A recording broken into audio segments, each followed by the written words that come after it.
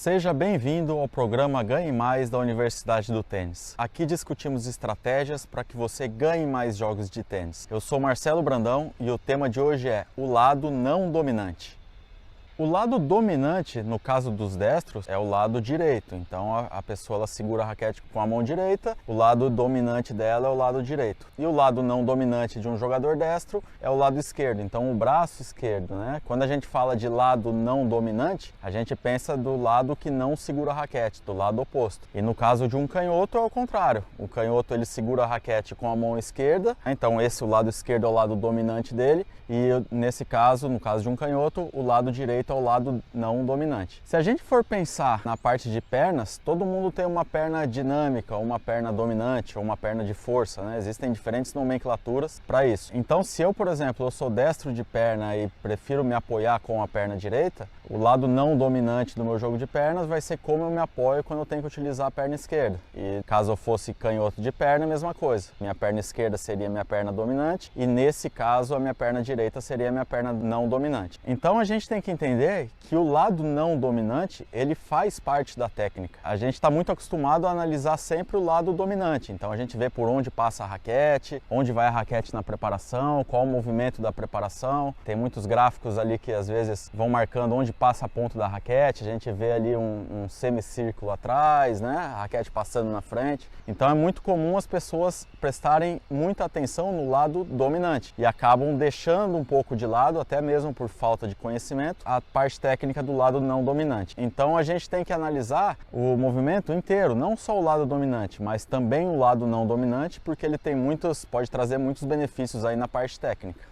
O controle do lado não dominante, ele é fundamental basicamente para três coisas: estabilidade, potência e precisão. Então, o mais importante deles é a estabilidade. Então, quando eu consigo controlar o meu lado não dominante, eu consigo mais estabilidade nos meus golpes. Então, por exemplo, se eu for golpear um forehand, se eu consigo controlar, marco bem o meu braço esquerdo aqui no começo, e depois eu consigo aguentar ele, controlar um pouco o meu braço não dominante, eu vou ter muito mais estabilidade no meu forehand. E com isso eu também vou ganhar mais precisão e vou ganhar também mais potência. E da mesma forma, se eu controlar, por exemplo, um backhand de uma mão, se eu controlo bem o meu lado não dominante, a minha mão, o meu braço esquerdo ou minha mão esquerda. Se eu consigo controlar bem e abrir bem aqui no final, isso vai controlar também, vai estabilizar minha rotação de tronco. Eu não vou fazer uma rotação de tronco excessiva. Então, com essa estabilidade maior, da mesma maneira que no forehand, eu vou ter mais precisão e também vou conseguir gerar mais potência. No slice de backhand de uma mão, a mesma coisa. Se eu consigo controlar o meu lado não dominante bem, eu vou ter muito mais estabilidade e também vou ter muito mais precisão. Aqui a gente não busca tanta potência, mas o que a gente busca principalmente no slice é a precisão. Então eu vou ter golpes mais estáveis. Da mesma maneira no saque. Se eu vou sacar e consigo controlar bem o meu lado não dominante, o lado esquerdo, isso me dá mais estabilidade no saque, com isso eu vou conseguir mais precisão e também mais potência. E o que acontece se eu não controlar o meu lado não dominante? Basicamente, eu vou perder muita estabilidade, muito controle nos meus golpes. Então, por exemplo, eu vou bater um forehand e se antes de bater, antes do contato com a bola, eu girar excessivamente ou perder esse lado esquerdo do corpo, eu vou acabar girando o meu corpo excessivamente antes do contato. Então, muitas vezes eu já vou estar totalmente de frente aqui a hora que eu estou fazendo contato com a bola. E isso vai me dar muitos problemas, principalmente de precisão. E da mesma maneira do lado esquerdo. Se eu for bater um backhand de uma mão, por exemplo, se eu for bater ele e acabar não controlando esse lado não dominante, meu corpo vai acabar girando junto com a bola. Isso é um problema. É muito melhor que eu consiga dominar, controlar essa rotação de tronco para não existe a rotação de tronco, mas ela não é excessiva. Eu não posso girar antes de bater na bola. Muitas vezes eu até começo um pouquinho essa rotação, faço o contato e daí no final, depois do contato com a bola, eu acabo abrindo um pouco mais. E daí entra muita importância do lado não dominante para controlar essa rotação de tronco ou rotação de ombros. E da mesma maneira, se eu for me apoiar sempre só com uma perna, por exemplo, minha perna dinâmica ou minha perna de apoio dominante é minha perna direita. Eu vou conseguir com mais facilidade pisar em open stance no lado do forehand e vou pisar mais em square stance aqui no lado do backhand. E em algumas situações, principalmente quando eu tenho que atacar no forehand, entrar em diagonal no forehand, ou me defender em open stance no backhand, que eu teria que usar minha perna esquerda, né, para pisar aqui para atacar no forehand, ou para me defender muitas vezes em open stance aqui no backhand, eu não vou ter esse controle. Então o meu jogo acaba ficando limitado em função disso. Então eu vou bater muito bem quando eu estiver apoiado na minha perna dominante, mas vou ter dificuldades quando eu estiver na minha perna não dominante. Então eu conseguir controlar esse lado não dominante, ele é fundamental para que eu consiga me tornar um jogador mais completo, tanto na parte de movimentação e quanto na parte dos golpes, na parte superior do corpo, para que eu consiga controlar as rotações do meu corpo e com isso ter mais precisão e aí sim ter mais confiança também para acelerar e para ter mais potência. Quando um jogador ele tem um bom controle tanto do lado da perna dominante quanto do lado da perna não dominante, ele consegue basicamente se apoiar bem em qualquer tipo de apoio. Então se ele precisar se apoiar mais semi-open ou mais open stance no forehand, ele consegue se apoiar bem, gerando energia aqui com a perna exterior, né, com a perna direita. Se ele tiver que apoiar mais semi-open ou open stance no backhand, ele também consegue gerar energia aqui com essa perna exterior, frear e gerar energia com a perna exterior. Se ele tiver que atacar bolas mais curtas e se posicionar entrando em diagonal para se posicionar um pouquinho mais em square stance, ele consegue pisar tanto aqui na perna esquerda para bater o forehand em square stance, quanto ele também consegue vir à frente com facilidade e pisar na perna direita para bater em square stance de backhand. Então, quando eu domino, tanto tem um equilíbrio um pouco maior na minha perna dominante e na perna não dominante, eu consigo me apoiar de diferentes maneiras, da melhor maneira de acordo com a bola que eu recebo. Então se eu tiver que me defender em open stance, eu consigo me defender dos dois lados. Se eu tiver que atacar em square stance, eu consigo atacar em square stance dos dois lados. Ou consigo, o meu adversário me abre para a direita, eu consigo frear na perna direita. Ou ele me abre para a esquerda, eu consigo frear do lado esquerdo. E tudo isso é um trabalho coordenativo. Então, quanto mais coordenado for esse atleta e mais equilibrado de perna direita e de perna esquerda, mais completo ele vai ser e aí ele também vai ter melhores resultados na parte técnica.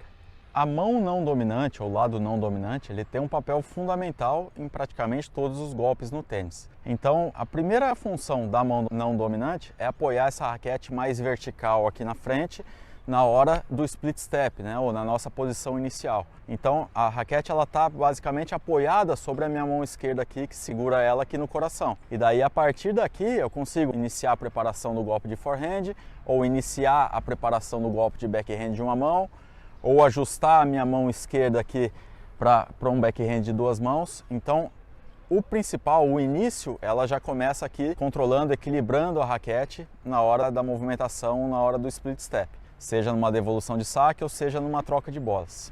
E da mesma maneira, quando eu vou sacar, ela também, a minha mão não dominante, ela apoia a minha raquete aqui no início.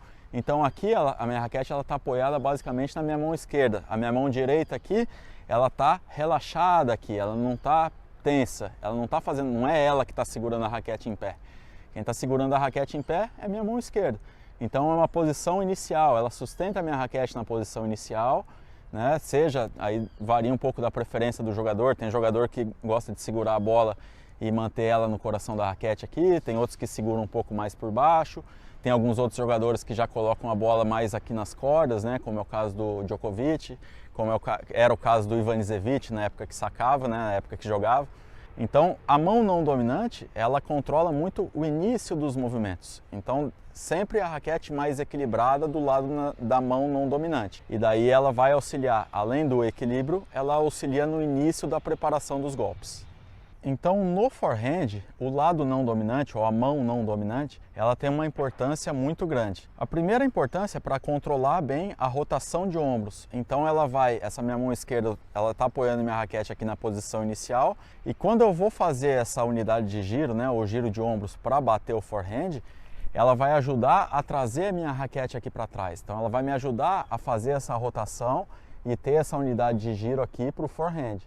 Tá? Então a primeira coisa aqui na preparação, essa minha mão aqui normalmente ela estende um pouco mais, tá? E isso faz eu gerar um pouquinho mais de força aqui, isso na preparação do golpe. Então se a gente analisar aqui o meu lado esquerdo, eu faço split step aqui e essa mão aqui ela vai empurrar um pouquinho a raquete, me ajudar a levar a raquete para trás, tá? No forehand, e eu vou conseguir marcar bem o golpe aqui já com a minha mão estendida, com o meu braço esquerdo estendido.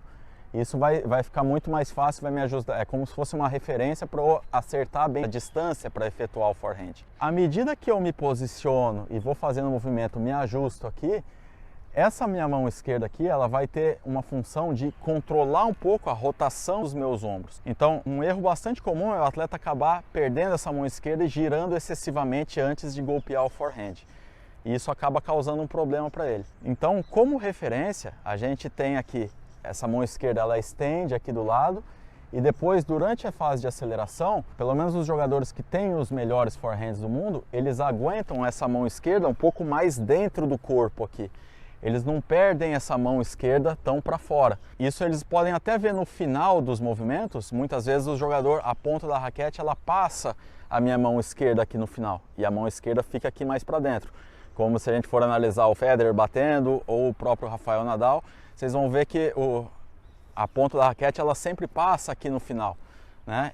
Eventualmente eles podem até bater a bola e segurar a raquete aqui com o braço esquerdo no final. Mas eu não sou muito a favor que segurem a terminação do lado do forehand por uma simples razão.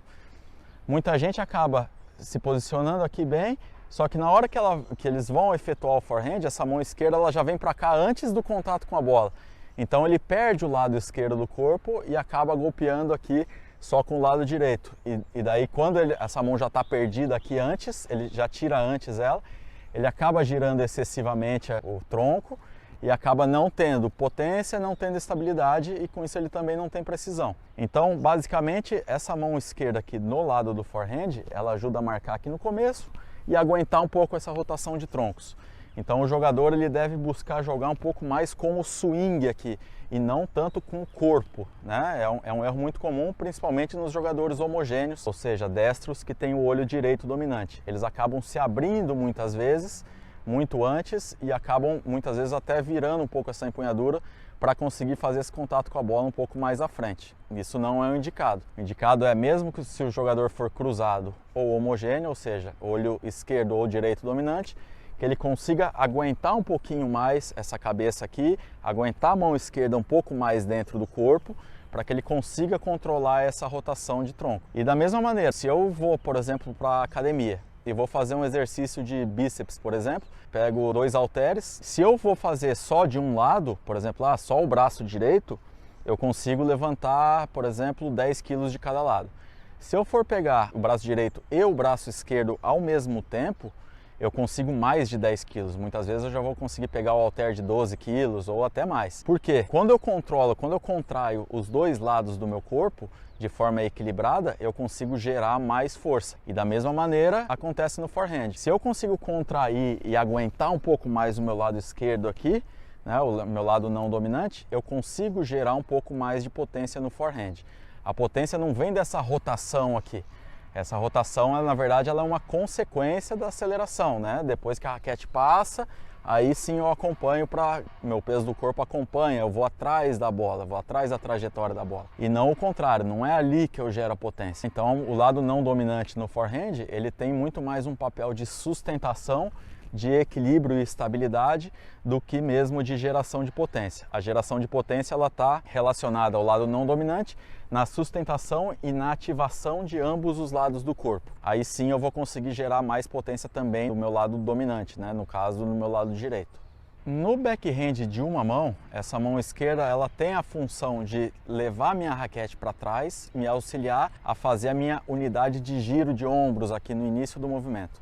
Então a minha mão esquerda está sustentando a raquete aqui no split step e à medida que eu inicio o movimento e faço essa unidade de giro, é ela que leva a minha raquete para trás. Ou seja, não é o meu lado direito que empurra a raquete para trás, e sim a minha mão esquerda que prepara ela atrás aqui e facilita com que essa raquete já venha para trás sem eu ter que fazer tanta força com o lado dominante, né, com o lado direito. Depois que a raquete já está preparada aqui atrás, a função do lado não dominante é proporcionar o equilíbrio na hora do backhand de uma mão.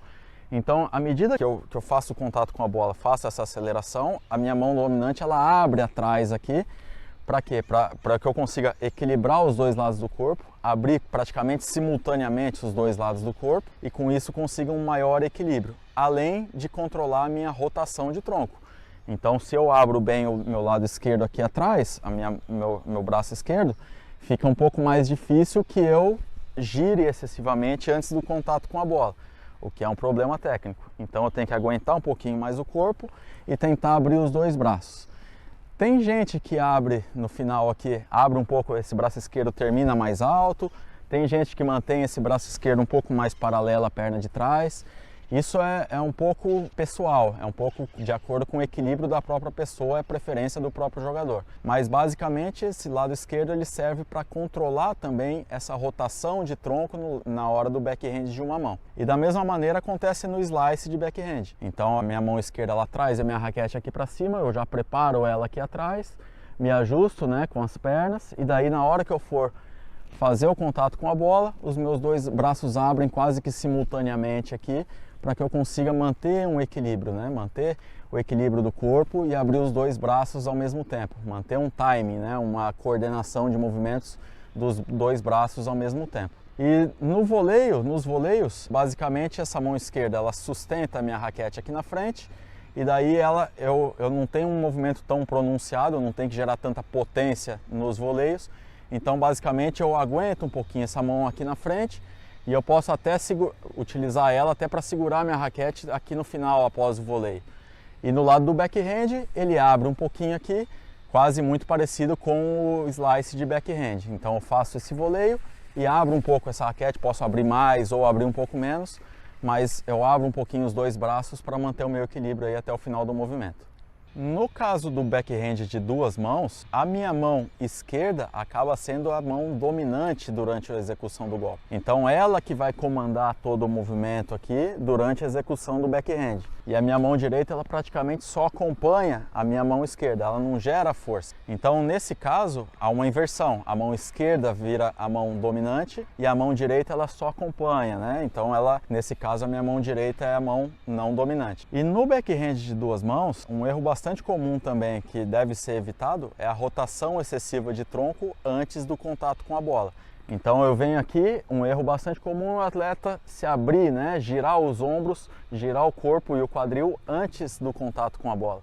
Então eu tenho que deixar passar essa mão esquerda e na sequência, depois que eu já fiz o contato com a bola, aí sim eu abro esse lado esquerdo, né, passo a minha perna de recuperação para que eu consiga aí na sequência recuperar o centro da quadra. Então do lado do backhand de duas mãos, a mão esquerda é a mão dominante.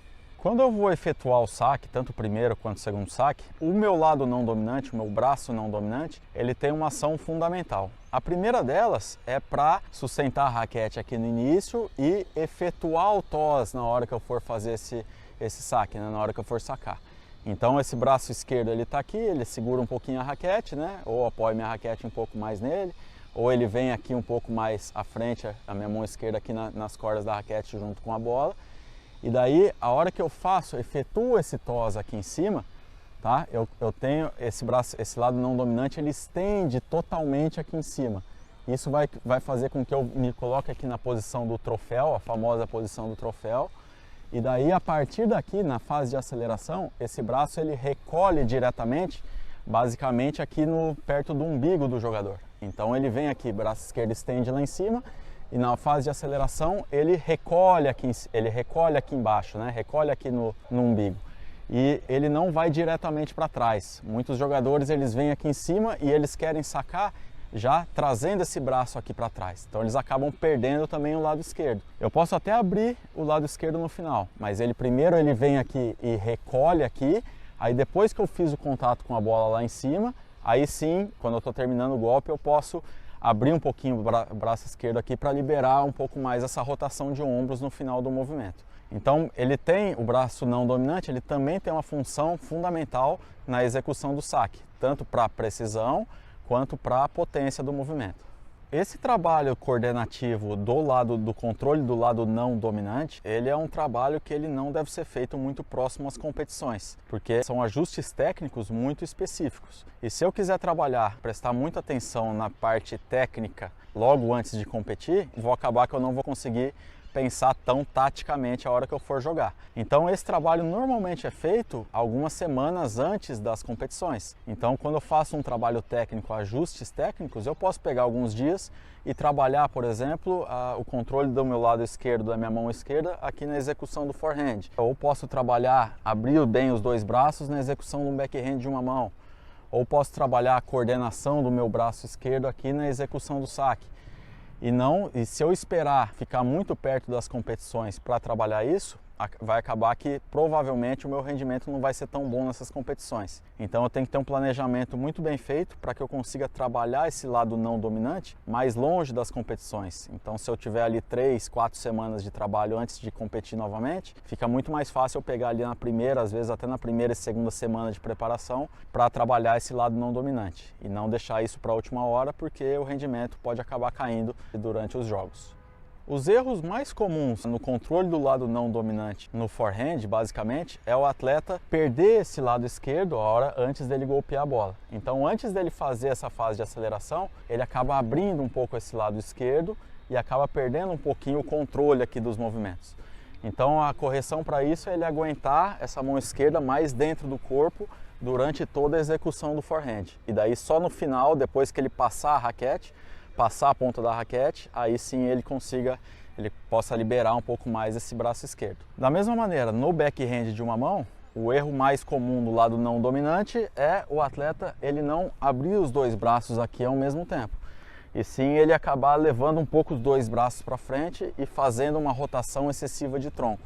Isso vai fazer com que ele perca precisão. Então aqui ele tem que tentar abrir os dois braços ao mesmo tempo para que ele consiga manter o equilíbrio. E no saque, o erro mais comum é o jogador, ele depois de estender esse braço esquerdo aqui em cima, ele acabar perdendo, antes de recolher ele aqui para dentro do corpo ou perto do umbigo aqui, ele acabar perdendo esse lado esquerdo aqui antes.